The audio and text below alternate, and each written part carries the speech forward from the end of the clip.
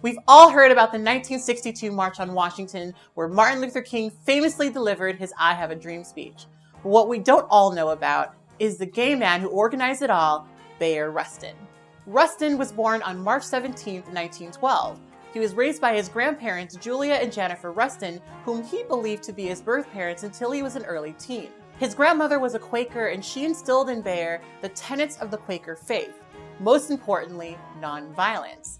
She, along with her husband, were a part of the early NAACP, and great black leaders such as W.E.B. Du Bois would often spend the night in the Rustin home. Rustin came out as gay to his grandmother at a very young age, and she was mostly indifferent to his sexual orientation. Rustin was a talented and creative child who was a gifted poet, tenor, and athlete. He organized his first protest in a segregated restaurant where his white teammates were able to be served, but him and his other black teammates had to sit on a balcony named Nigger Heaven. According to Rustin, he appealed to both black and white members of the community to help fund his bail, and eventually he was able to be released. He allowed himself to be arrested as a way of drawing attention to segregation, which would be one of the causes that he would fight for most of his life. When the Great Depression hit in the 30s, it made pursuing a higher education a bit of a challenge for Rustin. He had two short stints at two black colleges, Wilberforce University and Cheyney State Teachers College. He returned to Cheyney College as a peace volunteer for a 2-week course sponsored by the American Friends Committee in the spring of 1937.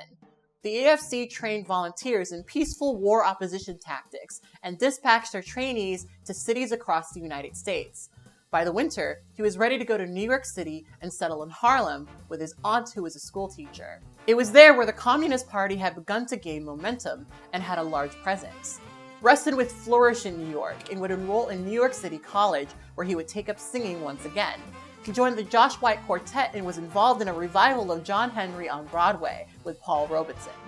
He began singing at Cafe Society in Greenwich Village as a way of helping pay through college. He also joined the Young Communist League, who at the time was really dedicated to fighting against racial segregation in the U.S. Armed Forces. Congress passed the Selective Service Act in 1940 during peacetime, and Rustin, who was a strong pacifist and staunchly anti-war, had to register for the draft. He was able to get an exemption at a draft board as a conscientious objector, which meant that he had to do alternative service. When World War II began, the Young Communist Party shifted its focus, and this angered Rustin, and it caused him to leave the organization. Rustin then put all of his energy into supporting a March on Washington being organized by A. Philip Randolph, who was the leader of the Brotherhood of Sleeping Car Porters. The march was to protest racial discrimination in the defense contracting industry and in the military. However, before the march happened, President Roosevelt issued Executive Order 8802, which banned racial discrimination on the basis of race, creed, color, or nationality in the national defense industry. This didn't, however, reach Rustin's goal of a fully desegregated military, or all industries for that matter. Randolph decided to not move forward with the march, and this left Rustin disappointed yet again. He moved forward, but this wouldn't be the last time that he'd see Randolph. From there, he would join the Fellowship of Reconciliation, where he would meet one of his biggest mentors, Reverend A.J. Moost. FOR was an interfaith pacifist organization that believed in nonviolence, fellowship, and fought for economic justice. Moost was heavily influenced by the teachings of Gandhi and his ways of nonviolent protest. FOR formed CORE, the Congress of Racial Equality, in 1942, and Rustin would travel across the country speaking and organizing nonviolent protests against racial inequality. This would get him a lot of unwanted attention, and eventually the draft board took notice. He was arrested on February 17, 1944, for failing to appear for alternative service, as he was required to as a conscientious objector. He went into a segregated prison in Ashland, Kentucky, where he was beaten by his white inmates for his pacifism and his open homosexuality. He was eventually transferred to a maximum security prison in Lewisburg, where he'd serve the rest of his sentence. While in prison, he wrote letters back and forth with one of his lovers, who had to disguise himself as a woman in their exchanges. When he was released in 1946, World War II was over and the Civil Rights era was in its infancy. At this point, he had a wealth of experience in nonviolent protest. He rejoined CORE and began planning the Journey of Reconciliation, a precursor to the Freedom Rides that protested the lack of enforcement of the Supreme Court ruling on Morgan v. Virginia that desegregated interstate buses in the South. The protest failed, and he ended up getting arrested once again and working on a chain gang in North Carolina. Rustin's activism pulled him in many directions, and in 1948, he was invited to travel to India to meet one of his idols, Gandhi. However, Gandhi would be assassinated before he had the opportunity to meet him. Still, he traveled to India to help fight for India's independence from Britain. Years later, he would also travel to Africa to assist Kwame Nkrumah in a similar goal of African self-rule. Through all of his work, Rustin was an openly gay man. This, however, wasn't something that the public was aware of. That was until 1953, when he was arrested in Pasadena, California, for having sex with two men in a parked car. Homosexuality was illegal in all states at the time. At this point, Rustin's homosexuality started to become a bit of a liability for the organizations that he worked for. Ford terminated their relationship with Rustin when news of his arrest reached them. They felt that his actions could cast a negative shadow on the organization. He reconnected with Randolph, who was then able to get him a job at the War Resistance League, a pacifist organization where Rustin would work for the next 12 years. The next few years, Rustin would keep somewhat of a low profile, but Rosa Parks' Act of Defiance in 1955 would result in the rise of Martin Luther King's profile as a leader of the civil rights movement. King had begun organizing the Montgomery bus boycott in response to Parks' arrest. Randolph suggested that Rustin travel to Alabama to support King's actions. At this point, Rustin was a 44-year-old seasoned activist, and Martin Luther King was 25 years old and inexperienced with nonviolent protest. That didn't prevent some people from being skeptical of his involvement with the boycott. After all, he was a gay man, which was extremely taboo at the time, and a draft dodger. When it came to respectability, he stood in stark contrast to Martin Luther King, who embodied in the eyes of many white people a respectable Negro. However, King took Rustin on, and his pacifism influenced King, who disposed of his armed guards under his advisement. The boycott ended with success in 1956, when the Supreme Court desegregated the bus system.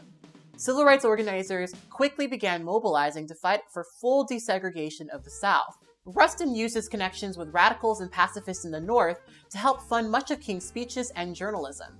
He helped fund and organize the Southern Christian Leadership Conference, which would be very central to the civil rights movement. Rustin began to loathe white leadership in civil rights organizations. He believed that the people that should be at the helm of the movement were Black Southerners who were the subject. However, Rustin himself was from the North, and in some situations, this placed him at odds with certain Black Southern organizers. Rustin and King's relationship would be challenged when Adam Clayton Powell Jr. threatened to tell the press that King and Rustin were in a gay relationship. This was in protest to King's 1960 plans to march outside of the Democratic National Convention. King would distance himself from Rustin and cancel the march. In retaliation, Rustin then left the Southern Christian Leadership Conference. Into the 60s, Rustin divided his time between international pacifist activism and racial justice efforts in the States. Though he'd always been an advocate of nonviolent direct action, Rustin began to question whether or not nonviolent direct action alone was the best way of accomplishing his goals of racial equality and democracy. In 1963, Randolph and Rustin were planning a march on Washington for economic justice. But in May, police in Birmingham, Alabama turned fire hoses and attack dogs on Black children. And this shook America.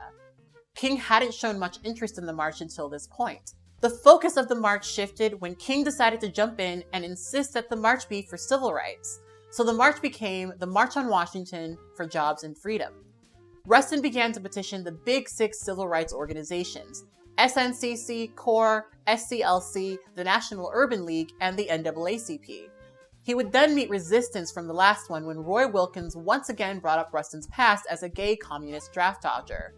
Wilkins didn't want Rustin to be the front man for the march, as once again he was considered a liability.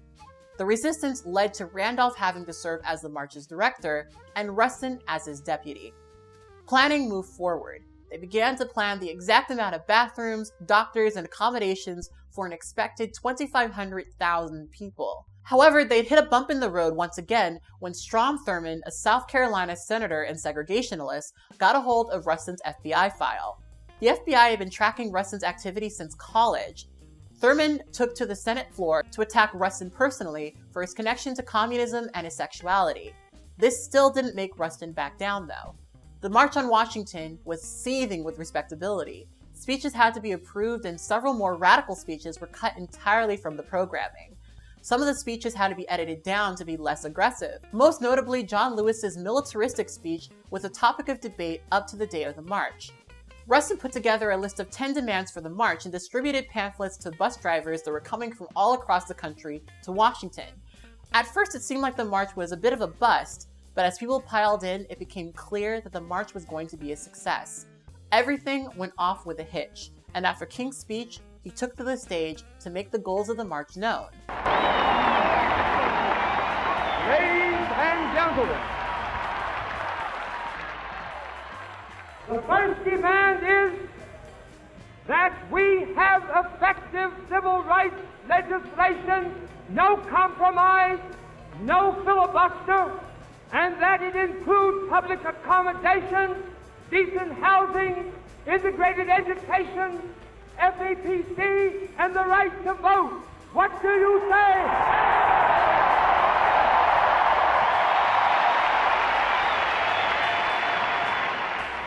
In 1964, the Civil Rights Act was passed and it outlawed discrimination on the basis of race, color, religion, sex, or nationality.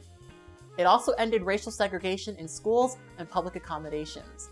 The March on Washington was a landmark for the Civil Rights era, but it would also put an end to Rustin's personal belief in protesting alone being successful. He started to feel that the way to move forward was with a combination of protest and policy. After the march, he and Randolph formed the Philip A. Randolph Institute in 1964, which married civil rights issues to the issues of trade unions. Rustin would collaborate more and more with the Democratic Party, and as he got closer to them, members of the Black Power movement started to come out against him. Anti-war advocates started to become disappointed with him when he didn't immediately come out against the Vietnam War, and even for discouraging King from speaking about it as well. The movement that he was so instrumental in started to become disenchanted with him. Rustin was a man who ultimately believed in negotiation. He was, after all, a man of numerous identities and experiences and didn't feel that his activism was confined to him simply being a black man. In the 1980s, he opened up publicly about his sexuality and began focusing on the rights of gays and lesbians. He would meet Walter Nagel in Times Square one day, and he would be his partner for the next 10 years. Rustin died on August 24, 1987, of a perforated appendix a few days before the 24th anniversary of the March on Washington. He's survived by his partner, Walter. If you had told me that gay people were involved in the civil rights movement when I was learning about Black history in school, I would have scoffed at you and told you that that never happened. The narratives of LGBT people are often erased from our education, and sometimes that has the unintended impact of making people of certain intersections feel like they simply didn't exist. Bayard Rustin was a gay man who understood that there are more things worth fighting for than just your own battles. He traveled the world and fought for liberation of all people, and surrounded himself with diversity. He was imperfect, as most of us are, but he didn't let his imperfections prevent him from fighting for what's right, proving to the world that nonviolence can create change. If you like this video, you can support my